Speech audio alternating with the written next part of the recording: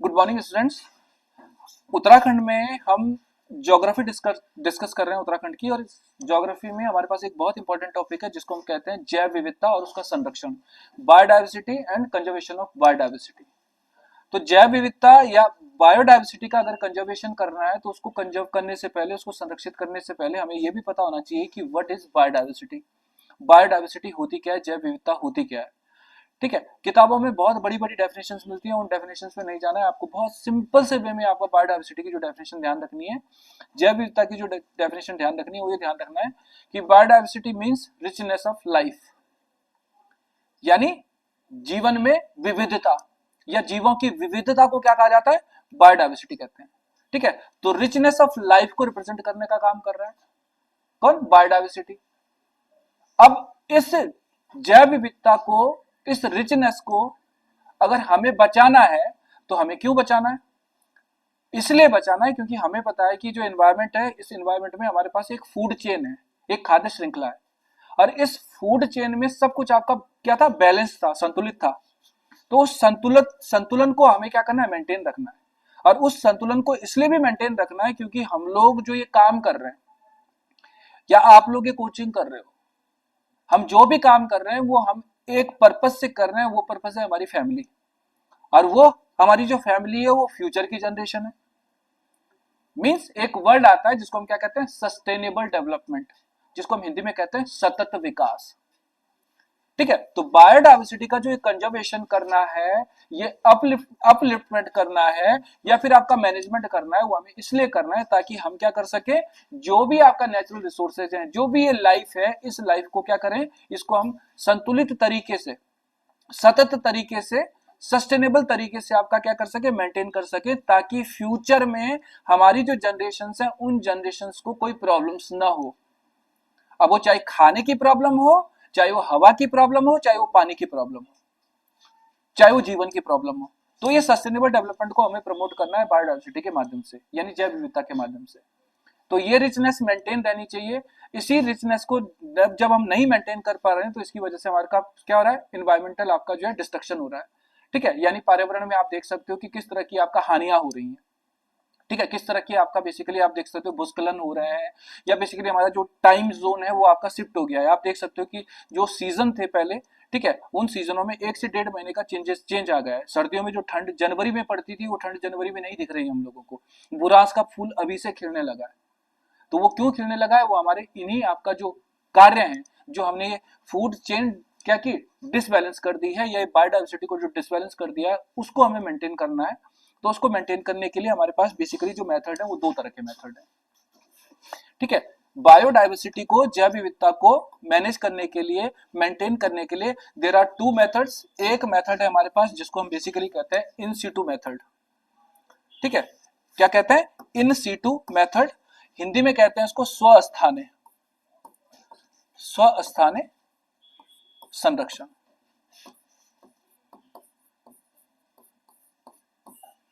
ठीक है, और एक हमारे पास होता है एक्सीटू कंजर्वेशन, जिसको हम कहते हैं बाह्य स्थाने संरक्षण, बाह्य स्थाने संरक्षण।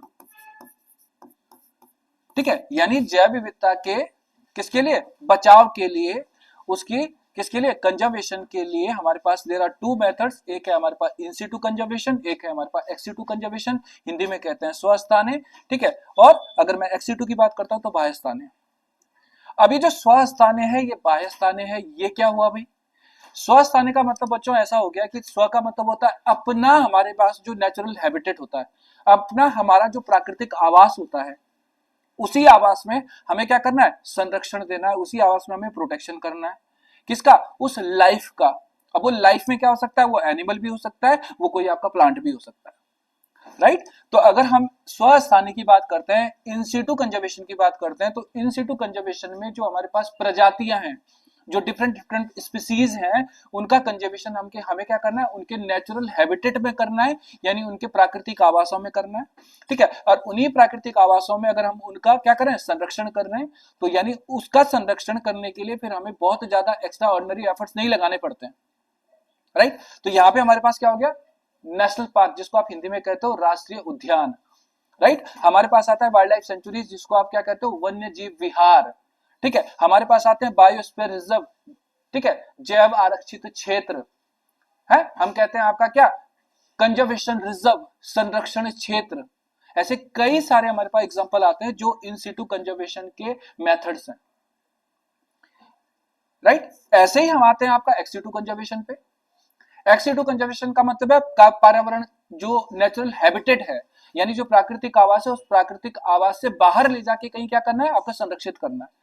यानी कंजर्वेशन हमें उस इन्वायरमेंट में न करके किसी आपका एक आपका क्या कह सकते हैं, आर्टिफिशियल इन्वायरमेंट भी दे सकते हैं हम, उसमें आप कर सकते हैं। इसका एग्जांपल सबसे बड़ा अगर देखेंगे तो हम देखते हैं जू, चिड़ियाघर होते हैं ना, तो चिड़ियाघर में जो एनिमल होते हैं वहां के थोड़ी होते हैं, हम तो जगह जगह से लाते हैं उनको। दूसरी कंडीशन, आपने नाम सुना होगा जीन बैंक, आपने नाम सुना होगा सीड बैंक, आपने नाम सुना होगा प्लांट टिश्यू कल्चर, ठीक है, आपने नाम सुना होगा बॉटेनिकल गार्डन्स, ठीक है। ये सारे जो एग्जांपल निकल के आते हैं, ये किसके निकल के आते हैं, हमारे पास एक्स-सिटू कंजर्वेशन के आते हैं। आप देहरादून में रह रहे हो, देहरादून में देख लो जगह जगह कई सारी नर्सरियां खुली हुई है, तो इन नर्सरियों में जो छोटे छोटे प्लांट आप देख रहे हो, क्या वो प्लांट यहाँ के हैं, वो प्लांट जगह जगह से आए हैं। और उन जगह जगह से आए हुए प्लांटों को हम यहाँ पे क्या कर रहे हैं, संरक्षित कर रहे हैं, और संरक्षण से बेसिकली लोगों के घरों में आपका ट्रांसफर हो रहे हैं। लेकिन इसमें जरूरी नहीं है कि एक्स-सिटू कंजर्वेशन में आप किसी आपका जो है, जैसे प्राणी को जो है मैं कर रहा हूँ कि एक आर्टिफिशियल एनवायरनमेंट में रख लो तो आपका वो क्या हो जाएगा, बच जाएगा, ठीक है। तो यहाँ पे ये जो चीजें हैं एक्स-सिटू कंजर्वेशन में, इस एक्स-सिटू कंजर्वेशन में हमें क्या करना है, जो टेम्परेचर है, जो क्लाइमेट है, वो क्लाइमेट भी देना पड़ेगा वहां पे हमें से। जैसे जू है, तो जू के लिए हमने जो एनिमल्स लाए हैं या जो भी स्पीसीज लाई हैं, वो स्पीसीज शायद उस एनवायरनमेंट में रह पा रही होंगी तभी ला रहे हैं। अब ये नहीं है कि मानसी है ना, ये लड़की उत्तरकाशी की रहने वाली है ना, मैंने कहा ये भैरव घाटी की रहने वाली है, मुझे लगा कि भैरव घाटी में कुछ ऐसी चीजें होगी जिसकी वजह से वहां पे इसको, इसके परिवार को, इसके गांव को संरक्षित करने के लिए दिक्कतें आ रही हैं। तो अब मैं इसको कहां ले जाऊं, राजस्थान में ले जाऊं, तो क्या राजस्थान के आपका जो आपका रेगिस्तान है उसमें सरवाइव कर पाएंगे, नहीं कर पाएंगे। मुझे आपका वही एरिया, भैरव घाटी जैसा ही कोई एरिया देखना होगा जो उसके क्लाइमेट को मैच करता होगा, उसके आपका बेसिकली क्या एनवायरमेंट को मैच करता होगा, वहां जाके मुझे इनको संरक्षित करना पड़ेगा, तब जाके संरक्षित रह पाएंगे, ठीक है। तो ये दो चीजें ध्यान रखना है आपको कि एक्स-सिटू इन-सिटू, स्वस्थानीय और बाह्यस्थानीय, हमारे पास कंजर्वेशन ये होता है, ठीक है। इसमें आपका एक क्रायो प्रिजर्वेशन एक टेक्निक आती है, आपने नाम सुना होगा, ठीक है। और ये जो क्रायो प्रिजर्वेशन है, इसमें नेगेटिव टेम्परेचर -193 से -197 डिग्री सेंटीग्रेड पे हम क्या करते हैं, आपके जो सेल्स होते हैं उनको बेसिकली क्या करते हैं, प्रोटेक्ट करते हैं। अब ये नहीं है कि किसी आदमी को बचाने के लिए उसको -97 डिग्री सेंटीग्रेड पे फिक्स कर दो, है ना, वो तो आपका फिक्स ही हो जाएगा। लेकिन जनरली आपने देखा होगा कि कई बार क्या होता है, जैसे रिसर्च करते हैं हम लोग, तो रिसर्च के लिए हमें क्या चाहिए, कोई आपका जो है मटेरियल चाहिए। तो अब जैसे मैं जब रिसर्च कर रहा था, तो उत्तराखंड के जो वाइल्ड एडिबल्स होते हैं, जंगली फ्रूट होते हैं ना, जैसे आपने नाम सुना होगा हरड़ा, आपने नाम सुना होगा घिंगारू, आपने नाम सुना होगा काफल, आपने नाम सुना होगा आंवला। ऐसे मेरे 13 प्लांटों पे काम थे। अब 13 प्लांटों पे काम था तो मेरी रिसर्च तो बहुत लंबी चलनी थी। तो क्या मैं हर बार आपका सैंपल लेने के लिए 1 साल वेट करूंगा, क्योंकि सीजनल फ्रूट्स होते हैं। अब मैं किनगोड़ का इंतजार करूंगा, मैं हिसर का इंतजार करूंगा, तो गर्मियों में होती है। तो अब ये थोड़ी है कि मैं 1 साल के लिए रिसर्च आपका रोक लूं। तो उसके लिए मैंने क्या कर दिया, जो फ्रूट्स थे वो कलेक्ट कर लिए और उनको क्रायो प्रिजर्व कर लिया, ताकि फ्यूचर में अपनी रिसर्च को करने के लिए मेरे को दिक्कतें ना आए। क्यों? क्योंकि रिसर्च तो रेगुलर चलती रहती है, ठीक है। तो इस केस में आपने देखा होगा कई पर्सन की डेथ, कई लोगों की डेथ हो जाती है तो उनका विसरा, है ना, वो कहते हैं कि विसरा रिपोर्ट है ना, तो उसका विसरा रखा जाता है ताकि फ्यूचर में आपका कोई एनालिसिस करनी हो तो वो आपका निकाला जा सके। ऐसे फ्रिज में डालोगे तो खराब हो जाएगा, नहीं आता है ना, वही तो कह रहा हूँ, ठीक है। पर्टिकुलर आपका टेम्परेचर में, अब तुम कई लोगों को देखा होगा तुमने कि जो बेसिकली एवरेस्ट वगैरह पे ऊंचाई पे जाते हैं, आपने देखा होगा कि वो लोग आपका 2-2, 3-3 सौ साल हो गए उनको डेथ हुए, वो बिल्कुल उनकी मम्मी बनी पड़ी है ना, तो सड़ता गलता नहीं है वो, बैक्टीरिया उसमें आपका सर्वाइव ही नहीं कर पाते थे, इतना टेम्परेचर। और हम किस टेम्परेचर की बात करते हैं, एक जीरो पे बर्फ पड़नी स्टार्ट हो जाती है, हम -193 से -197 डिग्री की बात करते हैं। तो सोचो क्या होगा। ये आ गया हमारे पास एक पार्ट। इसी पार्ट से अब हमारे पास एक बहुत इंपॉर्टेंट स्लाइड है उत्तराखंड की, जो कि नेशनल पार्क्स को रिप्रेजेंट कर रही है उत्तराखंड के। नेशनल पार्क बेसिकली एक बहुत ही आपका ब्रॉड एक्सपेक्ट है, एक बड़ी विचारधारा है। और इस नेशनल पार्क में, या इस नेशनल पार्क की थीम को अगर मैं देख रहा हूं, तो इसमें जिन प्रजातियों का, जिन स्पीसीज का हम प्रोटेक्शन कर रहे हैं, उनके प्रोटेक्शन करने के लिए ह्यूमन इंटरफेरेंस को ब्लॉक कर दिया जाता है। जल्दी जब नेशनल पार्क बनते हैं तो नेशनल पार्क जैसे आपके पास देहरादून में बना है राजा जी नेशनल पार्क, हरिद्वार को टच करता है, पौड़ी को टच करता है, तो इस राजा जी नेशनल पार्क की जो कोर जोन है, उस कोर जोन में ह्यूमन इंटरफेरेंस आपका अलाउड नहीं है। तो नेशनल पार्क बेसिकली एक बड़ी अप्रोच है। इस बड़ी अप्रोच में हम केवल एनिमल्स की बात नहीं कर रहे हैं, हम पूरी लाइफ की बात कर रहे हैं। अब उस लाइफ में प्लांट भी आते हैं, ठीक है, उसमें आपका अदर आपका एनिमल्स भी आएंगे। मींस हमें क्या करना है, राजाजी नेशनल पार्क का जो एरिया है, उस नेशनल पार्क के एरिया में जो भी फ्लोरा फोना है, जो भी आपका जीव जंतु है, वनस्पति है, उन सब का प्रोटेक्शन करना है, ठीक है। और स्पेशल अटेंशन हम किसको दे रहे हैं यहाँ पे, हाथियों को दे रहे हैं, एशियन एलिफेंट्स को दे रहे हैं, या फिर आपका हमारे पास टाइगर रिजर्व भी आ गया उसमें, तो टाइगर्स को दे रहे हैं, बंगाल टाइगर्स को भी दे रहे हैं, राइट। तो ये हमारे पास नेशनल पार्क हो गया जिसमें किसी भी तरह का इंटरफेरेंस आपका अलाउड नहीं है। जनरली सेंट्रल गवर्नमेंट की आपका बेसिकली क्या होती है, ये आपका एक स्कीम होती है जिसके थ्रू नेशनल पार्क का दर्जा दिया जाता है किसी साइट को, राइट। और यहाँ पर मैंने कह दिया कि जब ह्यूमन इंटरफेरेंस अलाउड ही नहीं है तो डेफिनेटली यहाँ पे आपका जैसे फॉरेस्ट्री करना अलाउड नहीं है, ठीक है, यहाँ पे आपका भ्रमण करना अलाउड नहीं है, पोचिंग करना अलाउड नहीं है, हंटिंग करना नहीं अलाउड है, यहाँ पे आपका जो है अपने जानवरों को चराई करवाना नहीं है, ठीक है, कल्टीवेशन करना नहीं अलाउड है। तो पूरी तरह से आपका बेसिकली क्या है, यहाँ पर ब्लॉकेज है, ह्यूमन इंटरफेरेंस अलाउड नहीं है। अब कई लोग जंगल सफारी करते हैं तो तुम्हें कोर जोन में थोड़ी ले जाता हूँ, है ना, वापस नहीं आओगे वहां से, ठीक है। तो ये हमारे पास आ गया बेसिकली अब क्या, नेशनल पार्क। उत्तराखंड में टोटल कितने नेशनल पार्क है, उत्तराखंड में कितने राष्ट्रीय उद्यान है, वर्तमान में 6। अब वर्तमान में जो 6 राष्ट्रीय उद्यान है, इन राष्ट्रीय उद्यानों का एक चार्ट आपको दिख रहा होगा। इस चार्ट को बनाने के बाद बेसिकली आपका पहले हमने सीरियल नंबर डाल के नेशनल पार्क, फिर आपका उनकी फॉर्मेशन की ईयर, फिर आपका एरिया, लोकेशन कहाँ है, ठीक है, और नेक्स्ट आपका की फीचर्स। इसके अकॉर्डिंग हमें ये डिस्कस करने हैं आगे कैसे हम इनको आगे बढ़ाने का काम करेंगे। तो अब जब पीसीएस का पेपर दोगे तुम, ठीक है, या उत्तराखंड के सिविल के पेपर दोगे, तो इनमें जनरली बेसिकली जो पहला क्वेश्चन आता है चार्ट बेस्ड, है ना। पहले क्या होता था, पहले सिंपल क्वेश्चन आता था कि गंगोत्री नेशनल पार्क की फाउंडेशन कब पड़ी, ठीक है, गंगोत्री नेशनल पार्क आपका जो है किस जनपद में है, किस डिस्ट्रिक्ट में है। लेकिन अब थोड़ा सा डेप्थ में क्वेश्चन आ रहा है, ठीक है। अब डेप्थ में अगर क्वेश्चन आ रहे हैं तो डेप्थ में जाने के लिए डेफिनेटली मुझे ये भी देखना पड़ेगा कि भाई लोकेशन के साथ की फीचर्स क्या क्या है, हमें वो भी देखना पड़ेगा, ठीक है। तो सबसे पहले हमारे पास उत्तराखंड का जो नेशनल पार्क है, the name of the national park is Corbett national park.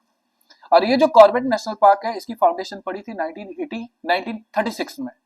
और 1936 में इस कॉर्बेट नेशनल पार्क की फाउंडेशन पड़ने के बाद डेफिनेटली अब कॉर्बेट नेशनल पार्क का हमें देखना पड़ेगा कि लोकेशन क्या है।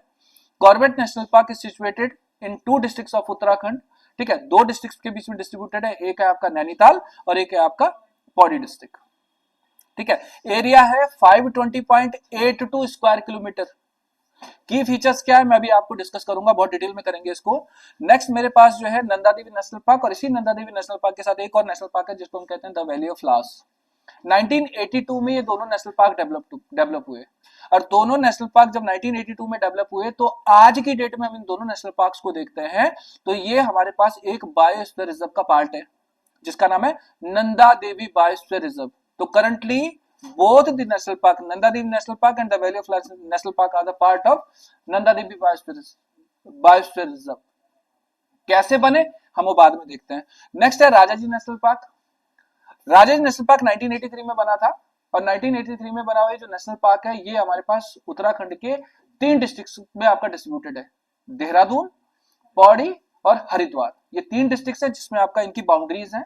नेक्स्ट अगर मैं देखूंगा तो गंगोत्री नेशनल पार्क 1989 में, ठीक है, और देख सकते हो एरिया सबसे ज्यादा है, ठीक है। तो उत्तराखंड का जो सबसे बड़ा नेशनल पार्क है वो हमारे पास गंगोत्री नेशनल पार्क है। फाइनली हमारे पास आता है गोविंद नेशनल पार्क। 1990-91 में का जो फाइनेंशियल ईयर है उस ईयर में आपका ये डेवलप हुआ था। एरिया 472 स्क्वायर किलोमीटर है और उत्तरकाशी डिस्ट्रिक्ट में। क्यों फेमस है वो आपकी बात की बात है। तो एक एक करके इन चीजों को समझना है हम लोगों को कि भाई ये कॉर्बेट नेशनल पार्क क्या है, कैसे बना। ये चार्ट दिखाने का मेरा जो पर्पस है वो मेन पर्पस ये है कि मैं क्वेश्चंस का टाइप बताऊं आपको कि क्वेश्चंस कैसे आते हैं। पहला कि ये क्या कर देगा, 4 नेशनल पार्क लिखेगा या 5, 4 ही आते हैं ऑप्शन, 4 नेशनल पार्क लिखेगा, उनका फाउंडेशन ईयर रैंडमली लिख लेगा और फिर कहेगा मैच द फॉलोइंग, पहला क्वेश्चन। दूसरा, ये नेशनल पार्क के नाम लिखेगा और उसके बाद उनका एरिया लिख लेगा, रैंडमली लिखेगा, फिर इनको कहेगा अरेंज, ठीक है, दी ऑर्डर। या फिर आपका इनको मैच द फॉलोइंग में करेगा। तीसरा आपका एक और लिख सकता है, वो क्या करेगा, इन नेशनल पार्क्स को रैंडमली लिखने के बाद बोलेगा कि इनको इनके फाउंडेशन ईयर में अरेंज करो, असेंडिंग या डिसेंडिंग ऑर्डर में। ये तुमसे ये भी पूछ सकता है कि 4 नेशनल पार्कों के नाम लिख के वो आपका इनके जो एरियाज है उन एरियाज के अकॉर्डिंग असेंडिंग और डिसेंडिंग ऑर्डर में लिखने के लिए भी पूछेगा। तो मींस आपका ये जो चार्ट है, इस चार्ट को आपको दो तरह से पढ़ना है। एक तो मैंने ये जो चार्ट लगाया है, कैसे लगाया है, फाउंडेशन के क्रम में लगाया है। आप जब अपने नोट्स बनाओगे तो उनको नोट्स को बनाते हुए आपको दो चार्ट बनाने पड़ेंगे। एक चार्ट में आप क्या करोगे, इनके फाउंडेशन के अकॉर्डिंग इसको असेंडिंग या डिसेंडिंग ऑर्डर में लिखोगे, और एक चार्ट आप ऐसा बनाओगे जिसमें आप क्या करोगे, एरिया के अकॉर्डिंग असेंडिंग या डिसेंडिंग ऑर्डर में लिखोगे इसको। उसके बेस पे हम इस नेशनल पार्क को आगे बढ़ाएंगे। अब आते हैं आपका उत्तराखंड के पहले नेशनल पार्क पे, and the name of the national park is Corbett national park. ठीक है, अब ये जो कॉर्बेट नेशनल पार्क है, इस कॉर्बेट नेशनल पार्क की फाउंडेशन कब पड़ी, ठीक है, इस कॉर्बेट नेशनल पार्क को बनाने का क्या पर्पस था, हमें सारी चीजें देखनी पड़ेंगी। तो बच्चों, ये जो हमारे पास कॉर्बेट नेशनल पार्क है, इस कॉर्बेट नेशनल पार्क की फाउंडेशन पड़ी थी 1936 में। ठीक है, 1936। बट 1936 में जब इस कॉर्बेट नेशनल पार्क की फाउंडेशन पड़ी, तो इसकी फाउंडेशन के टाइम पे the name of the national park is not Corbett national park, इसका नाम था Hailey national park. Malcolm Hailey का नाम सुना होगा आपने, कौन था ये, कौन था, राइडर था, हंटर था, यूनाइटेड प्रोविंस थी ना जिसको संयुक्त प्रांत कहते हैं, उसका गवर्नर था ये। ठीक है, नेचर लवर पर्सन था ये। तो उसी मालकम हेली के नाम पे इसका नाम पड़ा था 1936 में हेली नेशनल पार्क। जब ये हेली नेशनल पार्क डेवलप हुआ 1936 में, तो इस हेली नेशनल पार्क के डेवलप होने का जो पर्पस था, वो पर्पस था कि इस एरिया में जो बेसिकली क्या थी, यहाँ की जो बायोडाइवर्सिटी थी, यहाँ की जो फ्लोरा था, यहाँ का जो फोना था, यानी आपका जीव जंतु और वनस्पति थी, इसको प्रोटेक्ट करना, और साथ में इस एरिया में मिलने वाले जो बंगाल टाइगर थे उनको कंजर्व करना, उनको प्रोटेक्ट करना, उनको बचाना। बन गया। इस नेशनल पार्क के बारे में कहते हैं, हेली नेशनल पार्क के बारे में, जिसको हमने बाद में क्या कहा, कॉर्बेट नेशनल पार्क। इसको कहते हैं कि ये मध्य एशिया का, ठीक है, मिड एशिया का पहला नेशनल पार्क भी है।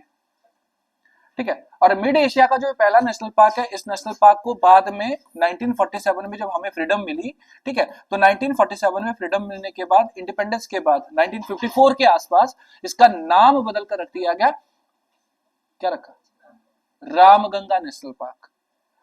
ठीक है, हेली नेशनल पार्क के नाम से डेवलप हुआ इंडिपेंडेंस से पहले 1936 में।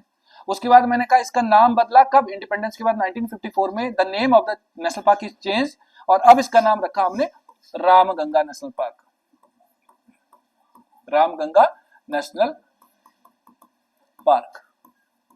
लेकिन ये जो रामगंगा नेशनल पार्क है, इस रामगंगा, कौन सी रामगंगा है, पीछे पीछे वाला लड़का, कौन सी वाली रामगंगा होगी, वेस्टर्न रामगंगा है ना, ईस्टर्न मत कर देना। वेस्टर्न रामगंगा के नाम पे रामगंगा नेशनल पार्क पड़ गया इसका। 1956-57 का जो फाइनेंशियल ईयर आया, उस फाइनेंशियल ईयर में फिर नाम बदल गया इसका, और तब हमने एक बहुत फेमस राइटर, एक बहुत फेमस हंटर, एक बहुत फेमस फोटोग्राफर, एक ऐसा पर्सन जो नेचर लवर था, एनवायरमेंट आपका कंजर्वर था, जिसका नाम था जिम कॉर्बेट, उसके नाम पे इसका नाम रख दिया जिम कॉर्बेट नेशनल पार्क। ठीक है, तो ये जिम कॉर्बेट नेशनल पार्क आपका बन गया, राइट। अब इस जिम कॉर्बेट नेशनल पार्क के बनने के बाद पीछे वाली स्लाइड पे आओ, मेन स्लाइड पे, है ना। तो पहली बात, आपका Jim Corbett national park was established in the year 1936, but the name of the national park is heli national park. ठीक है, एरिया इसका कितना है, 520.82 स्क्वायर किलोमीटर है, ये फैक्चुअल पार्ट है, ये आपको पढ़ना ही पड़ेगा। डिस्ट्रिक्ट आपका नैनीताल और पौड़ी आपका गढ़वाल हो गया। ठीक है, अब नैनीताल और पौड़ी डिस्ट्रिक्ट में डिस्ट्रीब्यूटेड जो हमारा नेशनल पार्क है, इस नेशनल पार्क में इस मैप पे आओ, इस मैप से दो तीन चीजें समझेंगे। सबसे पहले यहाँ, ठीक है, यहाँ पे आप गौर से अगर देख पा रहे हो तो यहाँ पे हमारे पास एक रिवर आ रही है, ये वाली, ठीक है, ये इस रिवर का नाम है रामगंगा। कौन सी रामगंगा, पश्चिमी रामगंगा, ये पश्चिमी रामगंगा है। ठीक है, इसी पश्चिमी रामगंगा की अगर मैं बात करूं तो यहाँ पे आप देख सकते हो एक रिवर इधर से भी आ रही है जिसका नाम है सोना। आपने नाम सुना होगा सोना वाइल्ड लाइफ सेंचुरी, सोना नदी आपका जो है वन्य जीव विहार। अब देखो ये जो आपका हमारे पास बीच में नदी आई जिसका नाम क्या है, रामगंगा, इस रामगंगा के ठीक नीचे आप बॉर्डर पे देखो कालागढ़ है, और कालागढ़ क्या है, बांध है, एक जगह का नाम तो है कालागढ़ बांध है। और कौन सी नदी पे बना है, इसी रामगंगा पे तो बना है। तो रामगंगा पे जब ये कालाबाड़ बांध बना तो इसकी वजह से एक रिजर्वायर डेवलप हुआ, एक झील बनी, और इसी झील ने बेसिकली डिवाइड कर दिया कॉर्बेट नेशनल पार्क से किसको, यहाँ पर आपका सोना नदी वाइल्ड लाइफ सेंचुरी को। ये सोना नदी, ये ऑरेंज कलर जो दिख रहा है ये आपका सोना नदी वाइल्ड लाइफ सेंचुरी का पार्ट है। ठीक है, ये जो आपका हमारे पास ये जोन दिख रहा है ये आपका कौन सा जोन है, ये आपका हमारे पास जो जोन है इसको हम कहते हैं आपका कोर जोन, सेंट्रल जोन। ठीक है, जिसमें पूरी तरह से ह्यूमन इंटरफेरेंस आपका अलाउड नहीं है, राइट। तो ये हमारे पास नेशनल पार्क हो गया कॉर्बेट। अब इस कॉर्बेट नेशनल पार्क को अगर मैं देखूं तो जब ये बना तो इसके बनने के बाद फाइनली हम देखते हैं कि इसको हमने जोड़ना है एक प्रोजेक्ट से जिसका नाम है टाइगर प्रोजेक्ट।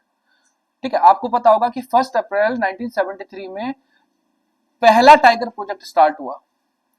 ठीक है, the first tiger project of the country started in the year 1973 from this national park. इस नेशनल पार्क से आपका स्टार्ट हो गया, राइट। और फाइनली अगर मैं देख रहा हूं तो इसके जो बेसिकली, आप गए हो इनमें से कोई, आप लोग गए हो यहाँ पे टाइगर रिजर्व में? ठीक है, आप गई हो, कहाँ से गई थी? रामनगर से। तो गेट का नाम क्या था? ढिकाला जोन से गई हो, है ना। तो मेन डोर इसका ढिकाला ही तो है।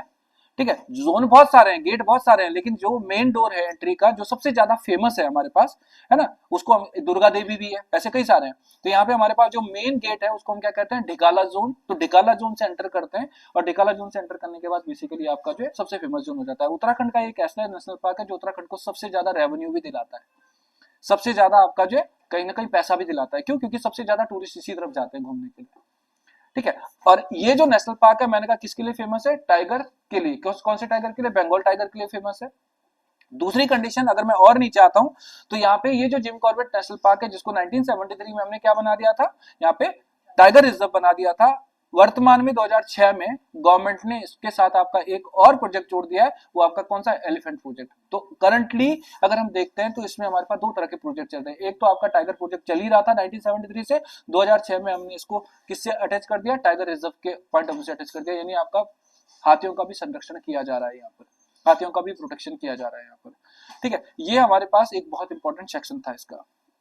ठीक है, दूसरी बात अगर मैं बच्चों बात करता हूँ आपके बारे पास किसके बारे में, एक पर्सन के बारे में जिसका नाम क्या है यहाँ पर? Jim Corbett. बहुत फेमस पर्सनैलिटी है जिम कॉर्बेट। जिम कॉर्बेट कोई छोटा नाम नहीं है। ठीक है, जिम कॉर्बेट एक ऐसा पर्सन है जिसके बारे में कहते हैं कि जो एनिमल्स, आजकल तुम देख रहे हो कि उत्तराखंड में एनिमल्स लगातार अटैक कर रहे हैं, है ना। तो जब एनिमल्स अटैक कर रहे हैं ह्यूमंस पे, हम पे, तो डेफिनेटली अब कई सारे हंटर्स हैं जो बेसिकली इनको हंट भी करेंगे, है ना। जनरली आपका अलाउड तो नहीं है, लेकिन बांध पकड़ रहे हैं, पकड़ के जो है इनको जंगलों में छोड़ रहे हैं, ऐसे ही तो हो रहा है। लेकिन उस टाइम बेसिकली क्या हो रहा था, इनकी हंटिंग हो रही थी। तो Jim Corbett was the person जिसने यहाँ पे ये लोग, ये जानवर जो ह्यूमंस पे अटैक कर रहे थे इनको ब्लॉक करने का काम किया, इनको मारने का काम किया। जिम कॉर्बेट के बारे में कहते हैं कि जिम कॉर्बेट ने इस एरिया के जो नरभक्षी बाघ थे, लेपर्ड्स थे, उनको मारने का काम किया। ठीक है, अगर हम देखें तो अप्रोक्स आपका 400 प्लस एनिमल्स को मारा है इन्होंने। ये वो पर्सन है जिसने कई सारी आपका बुक्स लिखी हैं। ठीक है, आप कालागढ़ जाओगे तो कालागढ़ में इनका जो आपका, कालागढ़ में ही आपका अपनी सिस्टर के साथ रहते थे, लाइफ टाइम ही आपका जो मैरिज नहीं करेंगे, इनकी सिस्टर मैरिज नहीं करती है। ठीक है, और कहते हैं कि जब ये लास्ट टाइम एक विजिट पे गए थे कीनिया, कीनिया का नाम सुना होगा, कीनिया में एक प्लेस पड़ता है नेरी, नेरी में इनकी डेथ हो गई, कभी घर नहीं लौट पाए। ठीक है, तो आज भी कालाडूंगी में बेसिकली एक म्यूजियम बना है, एक संग्रहालय बना है जहां पे इनकी यूज की हुई चीजें रखी गई हैं। गरनी हाउस नाम सुना होगा आपने। ऐसी कई सारी चीजें निकल के आती हैं हमारे पास। ठीक है, तो ये जो पर्सन है जिसका नाम मैं क्या बता रहा हूँ यहाँ पे, जिम कॉर्बेट बता रहा हूँ। जिम कॉर्बेट ने कुछ किताबें भी लिखी है, बता सकते हो कौन कौन सी किताबें लिखी है? बड़ी फेमस किताबें, बहुत बार एग्जाम में पूछी है। आपने नाम सुना होगा man eaters of Kumaon, man eaters of Rudraprayag, temple tiger. ठीक है, ये कुछ महत्वपूर्ण किताबें हैं इनकी। कौन सी है? Temple tiger, man eaters of Kumaon, man eaters of Rudraprayag. इन किताबों में इन्होंने बेसिकली अपने जो हंटिंग उन्होंने की या जो नरभक्षी बाघ आए उन बाघों के बारे में एक बेसिक डिस्क्रिप्शन दे रखा है, राइट। पवलगढ़ का नाम सुना है नैनीताल में? पवलगढ़ में आपका क्या है? कंजर्वेशन रिजर्व है एक, और वर्तमान में उस कंजर्वेशन रिजर्व को हम क्या कहते हैं? Sitabani conservation reserve. पवलगढ़ में कहते हैं कि एक हमारे पास बंगाल टाइगर हुआ करता था जिसकी हाइट कैमल के बराबर थी। कैमल समझते हो? ऊंट के बराबर ऊंचा एक आपका क्या था? बंगाल टाइगर था। 1920s में वो टाइगर वहां पे देखा गया था और उस टाइगर को हंट करने के लिए, क्योंकि अटैक कर रहा था ह्यूमंस पे, उसको हंट करने के लिए कई आपका शिकारी गए, कई हंटर्स गए, लेकिन हंट नहीं कर पाए उसको, क्योंकि कई मतलब उसको ये तक कहते हैं कि ये पॉवलगढ़ का भूत था। जैसे हम लोगों ने किसको बना दिया, जैसे हमने धराली में बना दिया किसको, फ्रेडरिक ई विल्सन को, कि फ्रेडरिक ई विल्सन की भूत की वजह से वो आपदा आई है। अखबारों में कई जगह मैंने ऐसे लिखा हुआ देखा। तो सोचो कि पवलगढ़ का जो क्या था, बंगाल टाइगर था, उस बंगाल टाइगर को हंट करने के लिए कई आपका कौन गए, यहाँ पे हंटर्स गए, लेकिन वो सक्सेसफुल नहीं हो पाए। तो कहते हैं कि जब उस टाइम एक रूल भी था कि जिस टाइम कोई जानवर सुस्ता रहा होगा, अपनी केव में आराम कर रहा होगा, तो उसको हंट करने का आपका जो है क्या नहीं था, यहाँ पे आपका कोई रूल नहीं था। इसी वजह से कई बार बच भी गया है। और उसी टाइगर को हंट करने का जो काम किया था वो किसने किया था, इसी आपका पर्सन ने किया था, जिसका नाम था जिम कॉर्बेट। ठीक है, बैचलर ऑफ पवलगढ़ भी कहा जाता है उस टाइगर को, बहुत फेमस आपका जो है टाइगर था। ठीक है, तो ऐसी कई सारी चीजें निकल के आती हैं किसको लेके, इस आपका जिम कॉर्बेट को लेके, जिम कॉर्बेट नेशनल पार्क को लेके। ठीक है, तो एक इंपॉर्टेंट सेक्शन है जिसको ध्यान रखना है और कई बार एग्जाम में पूछा हुआ क्वेश्चन है। सेंट्रल एशिया का पहला, मिड एशिया का पहला नेशनल पार्क कब स्टैब्लिश हुआ, किसके नाम से स्टैब्लिश हुआ, ये सारी चीजें आपको पता होनी चाहिए। नेक्स्ट बच्चों, हमारे पास जो नेशनल पार्क निकल के आता है, इस नेशनल पार्क का नंदा देवी नेशनल पार्क।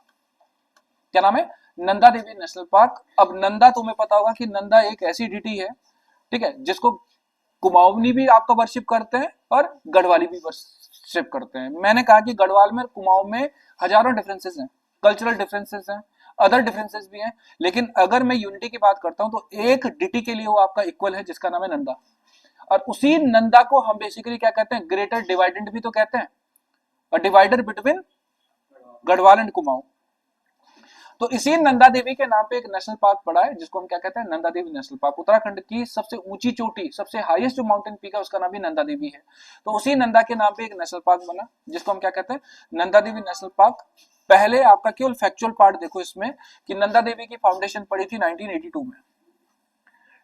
दूसरा, नंदा देवी जो नेशनल पार्क है उसका एरिया है 624 स्क्वायर किलोमीटर।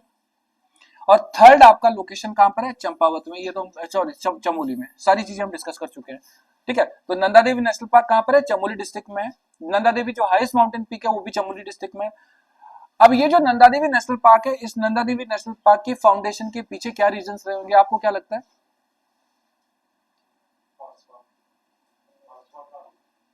हॉटस्पॉट तो सारा ही है, लेकिन इन जनरल अगर मैं देखूं तो क्या लगता है आपको कि इस एरिया में हमारे पास क्या रहेंगे? उत्तराखंड का एक एनिमल जिसको हम स्टेट एनिमल कहते हैं, क्या कहते हैं, कस्तूरी मृग, मस्क डियर। ठीक है, मस्क डियर के साथ साथ यहाँ पे हमारे पास जो ग्लेशियर्स हैं, नंदा देवी की जो डिफरेंट डिफरेंट पीक्स हैं, ठीक है, उनका कंजर्वेशन भी तो है ना। और उस कंजर्वेशन में अगर मैं देखूंगा तो केवल हमारे पास केवल क्या नहीं है, यहाँ पे आपका ये एक वो नहीं है मस्क डियर है कि मस्क डियर का हमें क्या करना है, यहाँ पे आपका फोकस करना है कंजर्वेशन। मस्क डियर के साथ मैंने नेशनल पार्क वर्ड यूज कर दिया, उद्यान यूज कर दिया, तो हमने कहा फ्लोरा फोना दोनों को आपका प्रोटेक्ट करना है। इस एरिया के जो हमारे पास क्या कोरिफेरस ट्रीज हैं, इस एरिया की जो रिवर्स हैं, इन एरिया की रिवर्स की जो बायोडाइवर्सिटी है, उस बायोडाइवर्सिटी को कंजर्वेशन करना है। ठीक है, डिफरेंट वेराइटीज के जो आपका हमारे पास क्या है, बर्ड्स हैं, ठीक है, उनको हमें प्रोटेक्ट करना है। डिफरेंट वेराइटीज के जो फ्लावर्स हैं उनको हमें प्रोटेक्ट करना है। साथ में ब्राउन बेयर हो गया, ब्लैक कैट हो गई, है ना, देयर आर सेवरल, भरल, हिमालयन थार, ये कई एनिमल्स हैं जिनको हमें बेसिकली क्या करना है, प्रोटेक्ट करना है, कंजर्व करना है इस नेशनल पार्क के थ्रू। ठीक है, और चमोली डिस्ट्रिक्ट में बन गया। इसी के साथ हमारे पास एक और नेशनल पार्क है जिसका नाम है the valley of flower national park. और the valley of flower national park की अगर हम बात करते हैं तो ये जो वैली ऑफ फ्लावर है, आज कह रहे हो तुम इसको वैली ऑफ फ्लावर, लेकिन इसको वैली ऑफ फ्लावर थोड़ी कहते थे हम लोग, पहले इसको कह लेते थे आपका क्या, बैकुंठ, और क्या कहते थे, पुष्प गंधमादन, पुष्प रसा। ठीक है, इसको कहते थे बिस्टोली खर्क। देयर आर सेवरल नेम्स जो कि हमारे लिटरेचर्स में यूज किए हैं। ठीक है, लेकिन एक पर्सन, एक ब्रिटिशर, जिसका नाम क्या बताया था मैंने आपको, फ्रैंक स्मिथ, ठीक है, जो कि एक ब्रिटिशर था, अपने एक ग्रुप के साथ उत्तराखंड आया, और अपने एक ग्रुप के साथ उत्तराखंड आने के बाद उसने एक माउंटेन पे क्लाइंब करने का प्लान किया था, असेंड करने का प्लान किया था, जिसका नाम था कॉमेट। और कॉमेट पे जाने के लिए 3 लोग गए थे, एक का नाम था एरिक शिप्टन, एक का नाम था होर्सवर्थ, और एक का नाम था फ्रैंक स्मिथ। तीनों उस माउंटेन पे सक्सेसफुली चले गए। ठीक है, और जब तीनों उस माउंटेन पे 1931 में चले गए, तो जब वो उतर रहे थे नीचे, 1931 में। तो 1931 में नीचे उतरते हैं, रास्ता भटक गए, रास्ता भटकने के बाद वो आपका एक वैली को देखते हैं और उसी वैली में विजिट करने का प्रोग्राम बनाते हैं और उस वैली में जाने के बाद वहां पे डिफरेंट वेराइटीज ऑफ फ्लावर्स देखते हैं। और इन्हीं फ्लावर्स को देखने के बाद ये जो आपका स्मिथ था, ये जो फ्रैंक स्मिथ था, इस फ्रैंक स्मिथ ने यहाँ से अप्रोक्स 250 प्लस फ्लावर्स की स्पीसीज को कलेक्ट किया और इन 250 प्लस फ्लावर्स की स्पीसीज को कलेक्ट करने के बाद वो ब्रिटेन चला गया और ब्रिटेन जाने के बाद उसने बेसिकली 1931 से लेकर 1937 तक एक बुक पे काम किया जिसका नाम था द वैली ऑफ फ्लावर्स। 1937 में ही अगेन केम टू उत्तराखंड, वो द वैली ऑफ फ्लावर्स गया, वहां से कुछ फ्लावर्स की और स्पीसीज कलेक्ट करके गया और फाइनली 1938 में the book was published with the name of the valley of flowers. और उसी वैली ऑफ फ्लावर्स के नाम पे फिर ये आपका वैली पूरी फेमस हो गई, वैली ऑफ फ्लावर्स के नाम से। ठीक है, फ्लावर्स का हेवन कहा गया है इसको इस बुक में। जब ये बुक पब्लिश हुई तो बहुत फेमस हुई तो डेफिनेटली कई आपका यहाँ पे फ्लोरिस्ट होंगे जो वर्क करने आएंगे। उन्हीं में से हमने कहा था कि एक ब्रिटेन की आपका साइंटिस्ट थी मार्गरेट लेंग, कई लोग इसको मार्गरेट लीज भी कहते हैं।